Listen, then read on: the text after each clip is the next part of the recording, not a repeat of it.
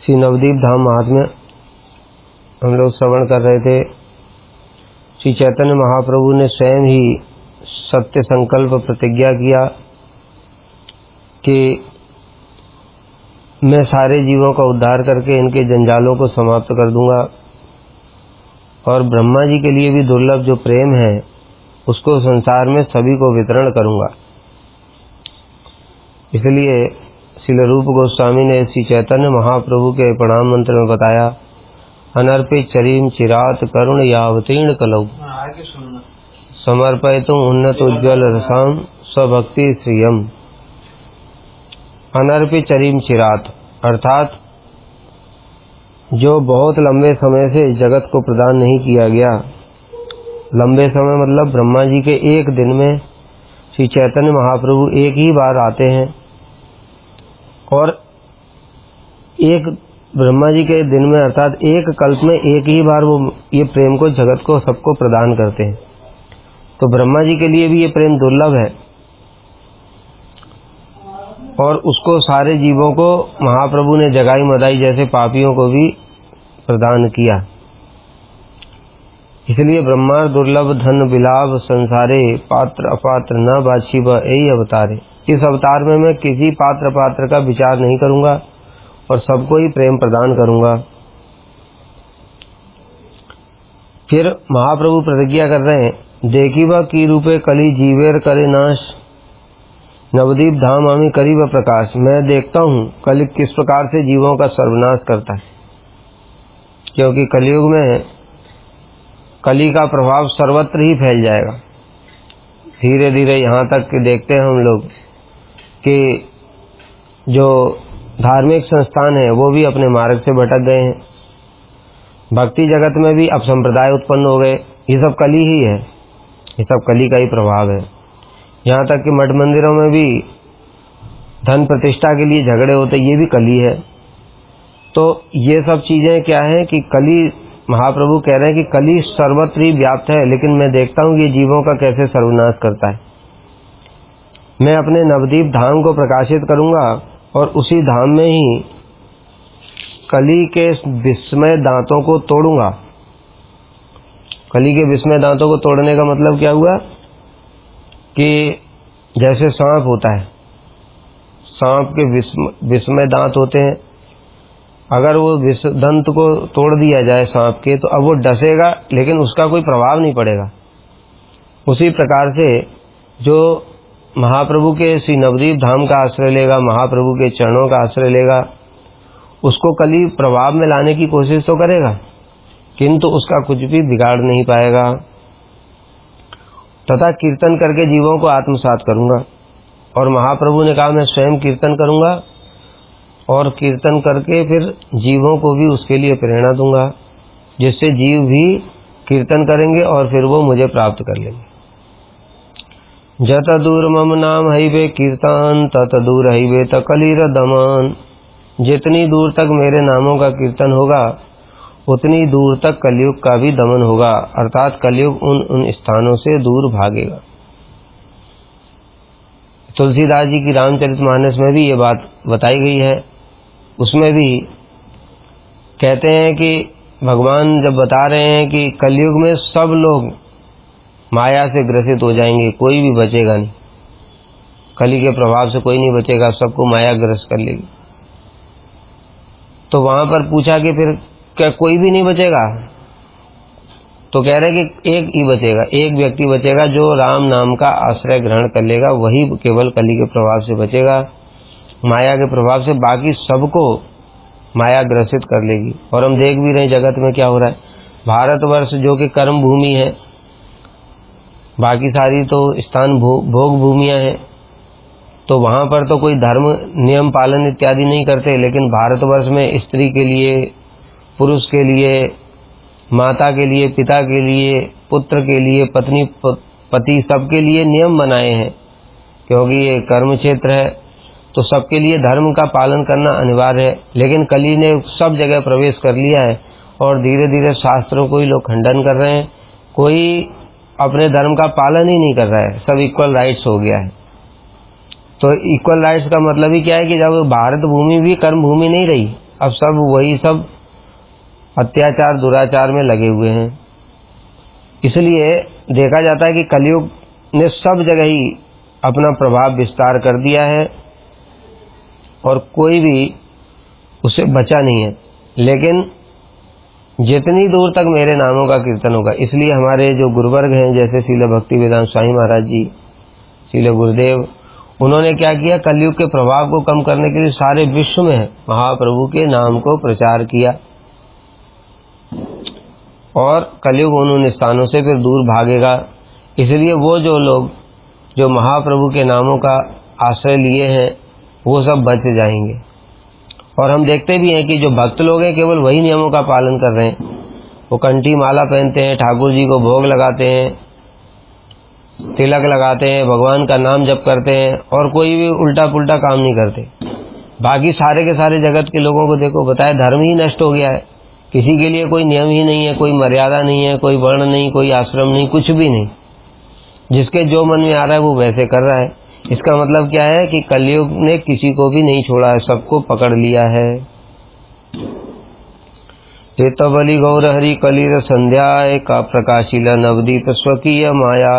इस प्रकार से विचार करके श्री चैतन्य महाप्रभु ने कलयुग की प्रथम संध्या में अपनी योग माया के प्रभाव से नवदीप धाम को प्रकाशित किया। महाप्रभु भगवान गीता में कहते हैं, नाम प्रकाश सर्वस्व योग माया समावृतः, अर्थात मैं सबके लिए प्रकाशित नहीं होता हूँ, योग माया से ढका रहता हूँ। तो महाप्रभु अर्थात भगवान अपने आप को योग माया से ढकते हैं और ये जगत के जीवों को महामाया से ढकते हैं। तो योग माया के द्वारा नवदीप धाम को महाप्रभु ने ढक रखा था। इसलिए बड़े बड़े पंडित लोग भी, सार्वभौम भट्टाचार्य जैसे, वो भी महाप्रभु के अवतार को समझ नहीं पाए जो बृहस्पति के अवतार हैं। क्यों? क्योंकि भगवान ने योग माया से ढक रखा। नाहम प्रकाश सर्वस्व, महाप्रभु की जिसके प्रति इच्छा होती है, कृपा होती है, वही उनको उसके सामने ही प्रकाशित करते, बाकी कोई नहीं समझ पाता है। तो इसलिए उन्होंने योग माया के प्रभाव से नवदीप धाम को प्रकाशित कर दिया। इसलिए बहुत से मूर्ख लोग इस विषय में तर्क वितर्क करते हैं, अरे नवदीप धाम की इतनी महिमा तो पहले क्यों नहीं थी? अरे पहले भी थी, सर्वत्र थी, लेकिन भगवान की इच्छा से वो ढकी हुई रहती है। जिस समय प्रकाशित करने का समय आता है उसी समय वह प्रकाशित होता है। शास्त्र में रहने पर भी, जैसे उदाहरण देते हैं कि ब्रज गोपियों की महिमा है, इतनी महिमा है, लेकिन क्या कोई जानता था? कोई भी नहीं जानता था। श्रीमद् भागवत में भी लिख दिया है, रास पंचाध्यायी में गोपियों की इतनी महिमा बताई है, लेकिन फिर भी कोई जानता था? फिर भी नहीं जानते थे। और इसका प्रमाण है, जब श्री चैतन्य महाप्रभु दक्षिण भारत की यात्रा पर गए तो वेंकट भट्ट थे, उसी संप्रदाय में दीक्षित थे और वो लक्ष्मी नारायण की उपासना करते। भागवत पढ़ते हैं, लक्ष्मी नारायण की उपासना करते हैं। मतलब क्या? गोपियों की महिमा नहीं जानते, तभी तो कृष्ण की उपासना नहीं करते। तो महाप्रभु की कृपा से उनको ये पता चला। उन्होंने वो श्लोक तो पढ़े जो नागपत्नियां स्तुतियां कर रही हैं, कस्यानुभावस्य न देव विद्महे तवांग रेणु स्पर्शाधिकार यद वांछया श्री ललना चर तपो विहाय कामन सुचिरम। फिर तो बता कि इस कालिया ने कौन सी तपस्या की है जो इसको आपकी चरण रेणु मिल गई। वो चरण रेणु तो लक्ष्मी जी भी प्राप्त करने के लिए आज तक तपस्या कर रही है, पर उनको नहीं मिल पाई। ये बात पढ़ी सबने, लेकिन उसका वास्तविक तात्पर्य क्या है कोई नहीं समझ पाया। महाप्रभु ने जब प्रकाशित किया तब उनको समझ में आया। तो इसलिए शास्त्र में लिखा होने पर भी, गोपियों की इतनी महिमा होने पर भी, मधुर रस की इतनी महिमा होने पर भी कोई नहीं जानता था। भागवत में लिखा है, पद्म पुराण में लिखा है, विष्णु पुराण में लिखा, सारे पुराणों में लिखा हुआ है ये गोपियों की महिमा, आदि पुराण में, किंतु गर्ग संहिता में, किंतु फिर भी कोई जानता नहीं कि मधुर रस ही सर्वोत्तम है। फिर जब महाप्रभु स्वयं आए और उन्होंने जगत में इस बात को प्रकाशित किया, तब जाकर के जगत को पता चला कि ओ मधुर रस गोपियों की क्या महिमा है। तो इसलिए कहने का तात्पर्य क्या हुआ कि उसी प्रकार से नवदीप धाम भी है, किंतु उसकी महिमा योग माया के द्वारा ढकी रहती है। और उसके पहले भी महाप्रभु ने, जैसे वर्णन आता है, स्वर्णसेन को दर्शन दिया, मार्कंडेय ऋषि को कृपा हुई और ब्रह्मा शिव इत्यादि को भी कृपा हुई, लेकिन सबको मना किया। इंद्र जी को भी कृपा करी महाप्रभु ने, किंतु सबको मना किया, खबरदार किसी को बताना नहीं, जब समय आएगा तब मैं प्रकाश करूंगा। छाया संबरिया नित्य स्वरूप विलास गौर चंद्र गौड़ भूमि करील प्रकाश। तो इसलिए महाप्रभु ने क्या किया, अपनी स्वरूप शक्ति योग माया की छाया महामाया को हटा दिया। महामाया को कहां से हटाया? धाम से नहीं हटाया। महामाया कभी भी धाम को नहीं ढक सकती है। योग माया के द्वारा भगवान और उनके धाम ढके रहते हैं। फिर महामाया को कहां से हटाया? जीवों की आंखों से हटाया। जीवों के ऊपर आंखों पे पर्दा पड़ा हुआ है, वो हमारे आंखों पे जो पर्दा पड़ा है वो महामाया का है। इसलिए अभी भी हम नवदीप धाम वृंदावन धाम जाते हैं तो हमको क्या दिखाई देता है? ईंट पत्थर, नाली, कूड़ा कचरा, सुअर, लड़ाई झगड़ा, गंदगी, ये सब दिखाई देता है। क्यों? महामाया का पर्दा है। कहाँ पर? धाम पर नहीं है। धाम को महामाया कभी नहीं ढक सकती, धाम को तो स्पर्श भी नहीं कर सकती। धाम चिन्मय वस्तु है, बलदेव प्रभु का प्रकाश है, उसको माया कैसे स्पर्श कर लेगी? जब महामाया कारण समुद्र के जल को भी स्पर्श नहीं कर पाती, कारण समुद्र का जल चिन्मय है, भगवान कारणोदकशाही विष्णु का पसीना है, वो उसको स्पर्श नहीं कर पाती महामाया, तो धाम को क्या स्पर्श करेगी? तो इसलिए महामाया को कहां से हटाया? जीवों के नेत्रों से हटाया और योग माया से अपने धाम को प्रकाशित किया। ए मन दयालु प्रभु जे जन न भजे, ए मन अचिंत्य धाम जय जन त्यजे। यही कली काले तार समभाग्यहीन, न देखी जगत यार सोचनीय दीन। अरे देखो, इतना परम दयालु प्रभु का भी जो व्यक्ति भजन नहीं करता और ऐसे अचिंत्य धाम को जो व्यक्ति त्याग देता है, वह कलयुग में उसके समान भाग्यहीन और सोचनीय दीन और कोई हो सकता है क्या? जैसा कि शिक्षाष्टक में ही कह रहे हैं, नाम नाम कार्य बहुधा निज सर्वशक्ति तत्रार्पिता नियमिता स्मरणेन काल। एतादृशी तब कृपा भगवन ममापि दुर्दैवम ईदृशम इहा जनि नानुराग। जगत के जीवों को देखो, भगवान ने इतनी कृपा करके महाप्रभु ने अपना धाम को प्रकाशित किया, अपने स्वरूप को प्रकाशित किया, लीलाओं को प्रकाशित किया, परिकरों को प्रकाशित किया, अपने नाम को प्रकाशित किया। इतना होने पर भी कलयुग का दमन करने के लिए, लेकिन उसका होने पर भी इस कलयुग में भाग्यहीन लोग कहते हैं कि उनकी ऐसे भगवान के नाम में, भगवान के धाम में, भगवान की लीलाओं में कोई रुचि नहीं है। इसलिए इस कलयुग में उनके समान भाग्यहीन और सोचनीय दीन कौन हो सकता है? अतएव छाड़ी भाई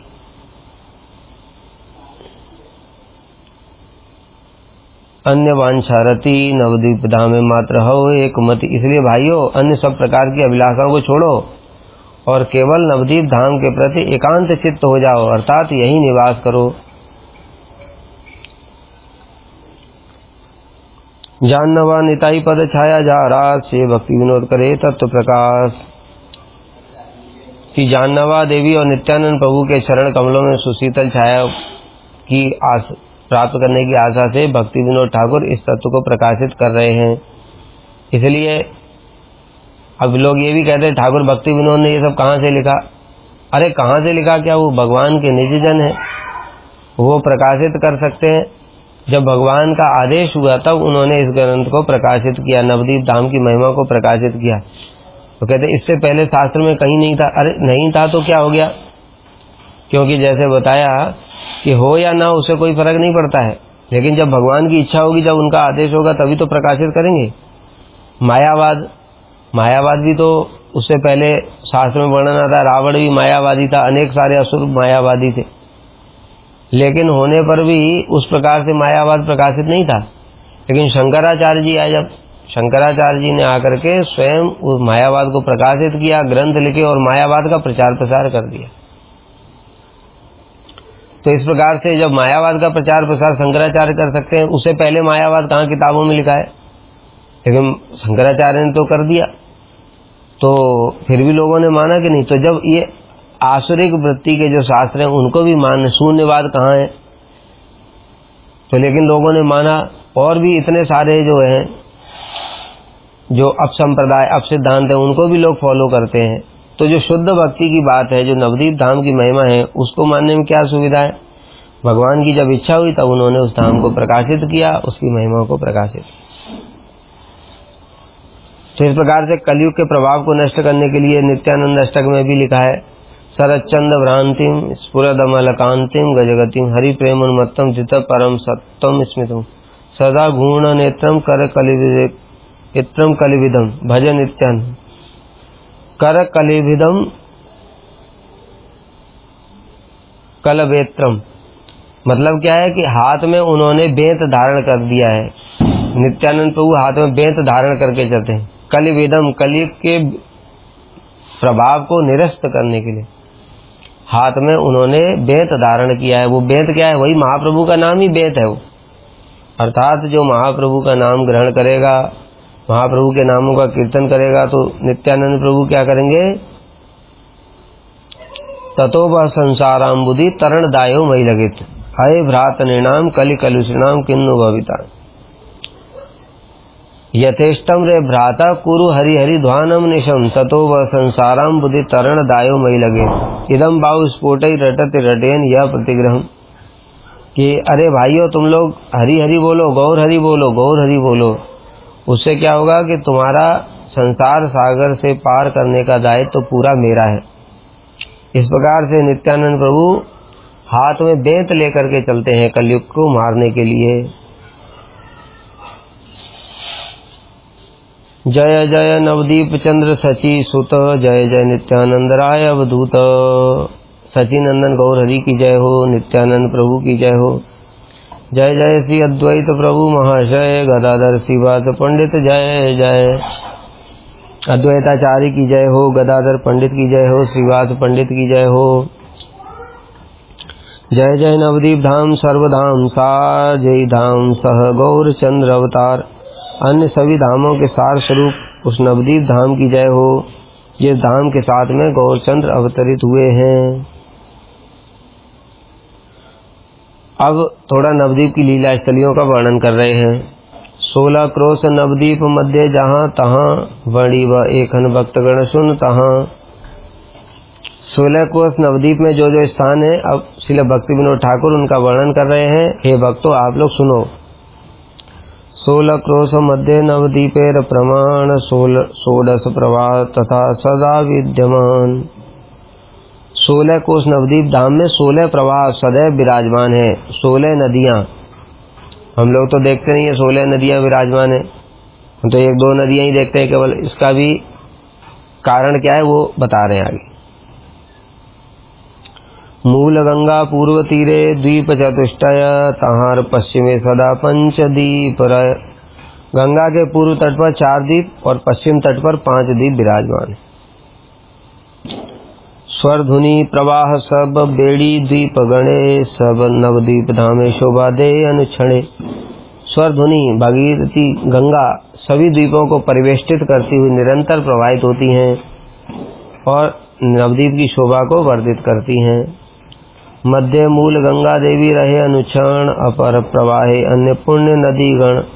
नवद्वीप धाम के मध्य में मूल गंगा देवी प्रवाहित होती हैं और अन्य अन्य अनेक लोक पावनी नदियां नवद्वीप धाम में इधर उधर बहती हैं। जैसे बताया 16 नदियां नित्य विराजमान हैं। गंगार निकट बहे यमुना सुंदरी अन्य धारा मध्य सरस्वती विद्याधरी। भागीरथी गंगा जी के साथ मिलकर के पश्चिम तट की ओर सुंदर यमुना जी विराजमान हैं और विद्या की अधिष्ठात्री देवी सरस्वती एक अन्य धारा में प्रवाहित होती है, वो भी इनमें आकर के मिल जाती हैं। यमुना के पूर्व भाग में प्रबल प्रवाह वाली ताम्रपर्णी, कृतमाला और ब्रह्मपुत्र नामक 3 नदियां प्रवाहित होती हैं। सरयू, नर्मदा, सिंधु, कावेरी, गोमती, प्रस्ते बहे गोदावरी सह द्रुतगति। सरयू, नर्मदा, सिंधु, कावेरी, गोमती आदि लोक पावनी नदियां गोदावरी के साथ मिलकर के बहती हैं।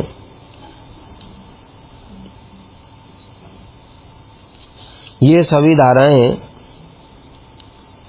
विभिन्न धाराओं के रूप में एक नवद्वीप को 9 भागों में विभाजित करती है। अर्थात महाप्रभु का जो धाम है उसको 9 भागों में विभाजित कर देती हैं। तो हम लोग पूछेंगे कि हमको तो दिख नहीं रही है, उसका कारण बता रहे हैं। प्रभु इच्छा है कबू धारा शुष्क है, पुनः इच्छा ही ले धारा है जलमय। प्रभु की इच्छा से कभी तो ये धाराएं सूख जाती हैं और कभी पुनः प्रभु की इच्छा से जलमय भी हो जाती हैं। प्रभु इच्छा है कबू डूबे कौन स्थान, प्रभु इच्छा है पुनः देते दर्शन। प्रभु की इच्छा से कभी कोई स्थान जल में डूब जाता है तो लोगों को दिखाई नहीं पड़ता है, फिर प्रभु की इच्छा से ही पुनः उसका दर्शन होता है। जैसे उदाहरण देते हैं कि जो राम सेतु है, राम सेतु के बारे में वर्णन मिलता है। साइंटिस्ट लोग भी ऐसे मानते हैं कि 1480 में ऐसे कुछ आसपास, 1460-50 में ऐसे, मुझे पूरा याद नहीं है, कि एक सुनामी आया। उससे पहले भारत से लंका जाने के लिए वो राम सेतु था, पैदल ही जाया करते थे सब। वो तब जहाज की जरूरत नहीं पड़ती थी, वो पैदल ही जाते थे। उसमें YouTube में कई सारे वीडियो हैं ऐसे, उसमें वर्णन है बिल्कुल। तो साइंस लोग भी ये मानते हैं कि उस समय पहले लोग लंका के लिए पैदल ही जाते थे भारत से, और पुल पर चल करके जाते थे, जो राम सेतु उस पर चल कर ही जाते। फिर उस समय एक बड़ा सुनामी आया। उस सुनामी आया तब वो जो है वो राम सेतु पानी के अंदर चला गया और उसके कई सारे जो पत्थर इत्यादि हैं वो इधर उधर बह गए। तो लोगों ने वही पत्थर उठा करके रख लिए थे। फिर उसके बाद में पुल तो नीचे चला गया। अब फिर से लोगों को पता नहीं चला कि राम सेतु कहाँ है। फिर से एक बार क्या हुआ कि 1960 के आसपास में फिर एक सुनामी आया। उसमें कई सारे जो पत्थर हैं वो नीचे से निकल करके फिर आ गए। तो तैर रहे थे, समुद्र सुनामी आया और वो पत्थर पानी के ऊपर तैर रहे हैं। तो लोग उन पत्थरों को उठा लाए। वही हम लोग अभी दर्शन करने के लिए रामेश्वरम में जब जाते हैं तो वही पत्थर है वो। तो इस प्रकार से क्या होता है कि जब भगवान की इच्छा होती है उसको अप्रकट करने की, कलियुग के प्रभाव से धीरे धीरे सारे तीर्थ ही अप्रकट हो जाएंगे। तो उसमें राम सेतु इतना बड़ा जो हमारा विशेष महत्व का जो स्थान था, वो भगवान की इच्छा से कलियुग के प्रभाव से वो भगवान ने सुनामी लाए और अप्रकट कर दिया। फिर कुछ कुछ भक्तों के लिए वो प्रकट कर दिया कि उसमें से पत्थर निकाल दिए, क्योंकि भक्त लोग तो दर्शन करना चाहते हैं भगवान की वस्तुओं का, भगवान की लीला स्थलियों का। तो उन भक्तों के लिए तो वो पत्थर प्रकट कर दिया। लेकिन अभक्त लोग अभी भी उस पत्थर को देख करके कोई कि ये फास्फोरस का बना है, ये इस चीज का बना है, इसलिए तैरते हैं, इसमें भगवान की कोई महिमा नहीं है, इस प्रकार से मूर्खतापूर्ण बातें किया करते। तो कहने का तात्पर्य क्या है कि जैसे कभी राम सेतु को भगवान प्रकट कर देते हैं, कभी और भी कलयुग के प्रभाव से लोग उसको तोड़ना भी चाहते थे पूरा, तो कभी तो उस प्रकार से प्रकट कर देते हैं और कभी फिर अप्रकट कर देते हैं। उसी प्रकार से नवदीप धाम में भी जो ये नदियां हैं, 16 नदियां नित्य प्रवाहित होती हैं, लेकिन भगवान की इच्छा से कभी तो वह सूख जाती हैं और कभी वो पुनः प्रकाशित हो जाती हैं। कलयुग के प्रभाव से धीरे धीरे देखो यमुना जी पूरा सूख गई हैं, वो भी उसमें क्या है, कुछ भी नहीं है। अभी गंगा जी गंगोत्री में पहले बहती थी, गंगोत्री से निकलती थी गंगा जी। जो गोमुख था वो गंगोत्री में ही था। अभी गोमुख कहाँ है, वहां से 18 किलोमीटर दूर हो गया है। तो पहले धीरे धीरे लुप्त होता जा रहा है और धीरे धीरे वो भी सब गंगा यमुना सब नदियां प्रवाहित होनी बंद हो जाएंगी। तो अभी लोगों को ये विश्वास ही नहीं होगा कि जो ब्रज है ये है, यहाँ पे यमुना जी बहती थी, उसको मानेंगे ही नहीं। तो इस प्रकार से धाम धीरे धीरे लुप्त हो जाता है। लुप्त नहीं होता है मतलब वो महामाया के द्वारा जीवों को ढक देती महामाया कली के प्रभाव से, और योग माया धाम को ढक देती है।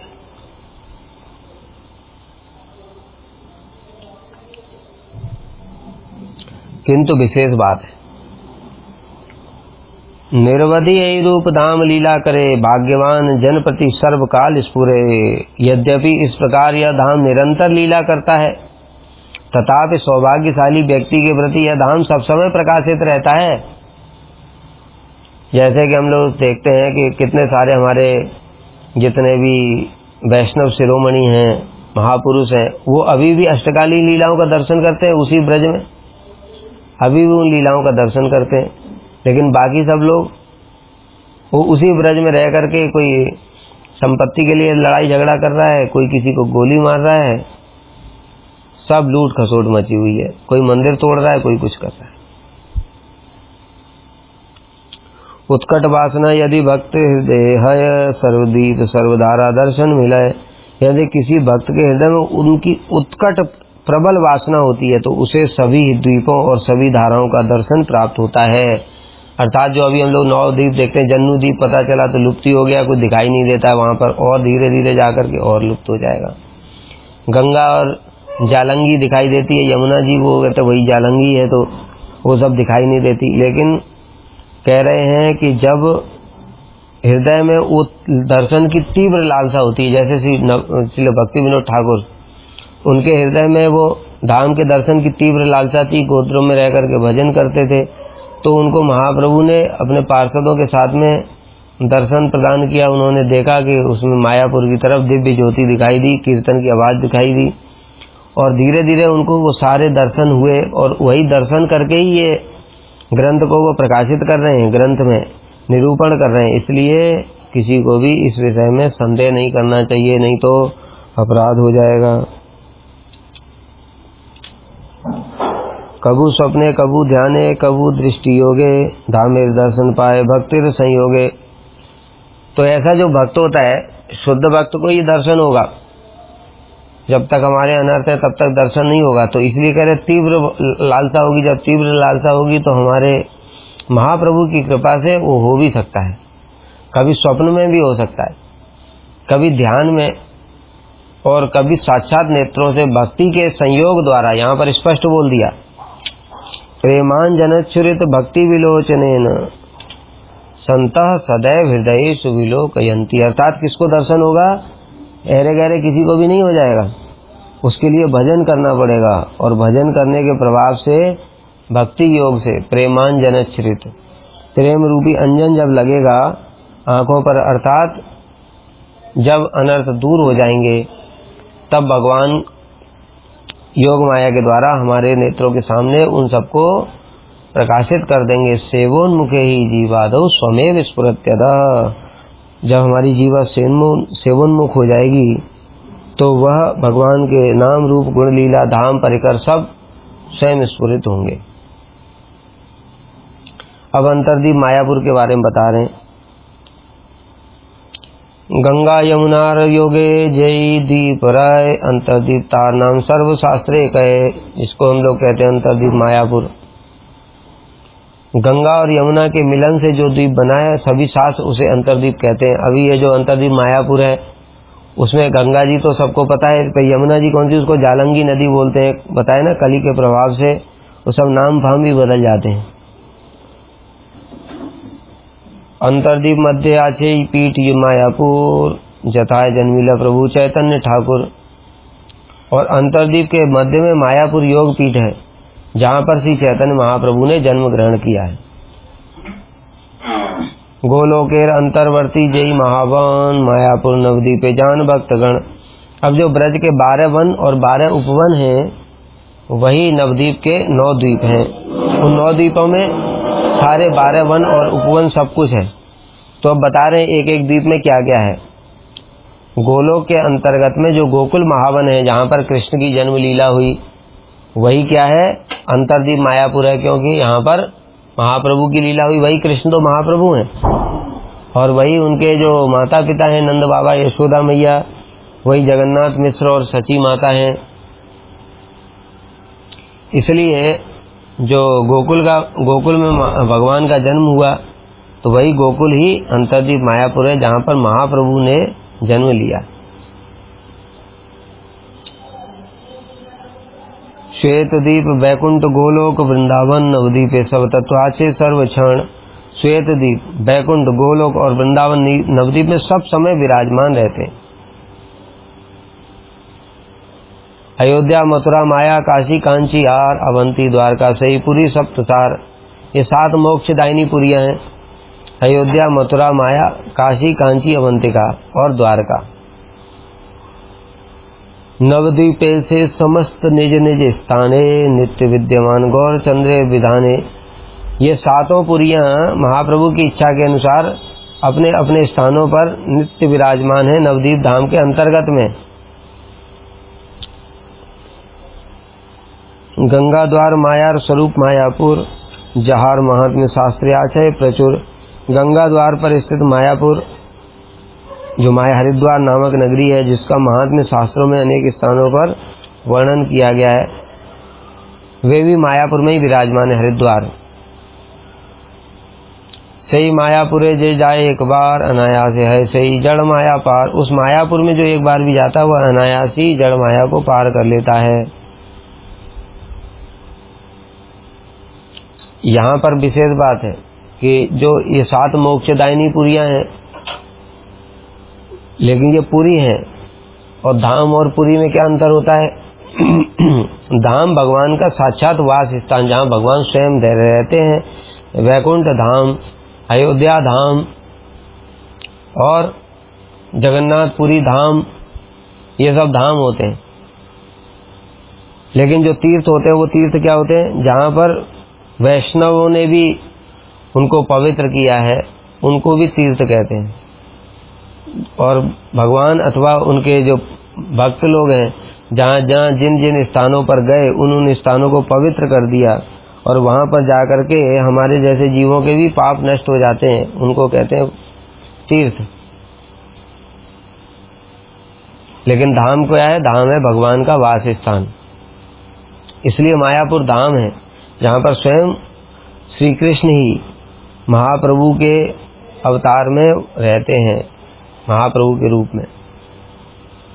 मायापुर भ्रमिले मायार अधिकार, दूरे जाए जन्म कबू नाहे आर बार। मायापुर में भ्रमण करने पर माया का अधिकार दूर हो जाता है, और भ्रमण करने वाले व्यक्ति को पुनः जन्म नहीं लेना पड़ता, इस संसार में आना नहीं पड़ता। इसी कारण से हमारे गुरुवर्ग ने उनकी परिक्रमा का प्रारंभ किया, श्रील प्रभुपाद ने। उससे पहले श्री नित्यानंद प्रभु ने स्वयं श्री नवदीप धाम की परिक्रमा का प्रवर्तन किया। श्री नित्यानंद प्रभु ने श्री जीव गोस्वामी को स्वयं ले जाकर के और धाम की परिक्रमा करवाई थी।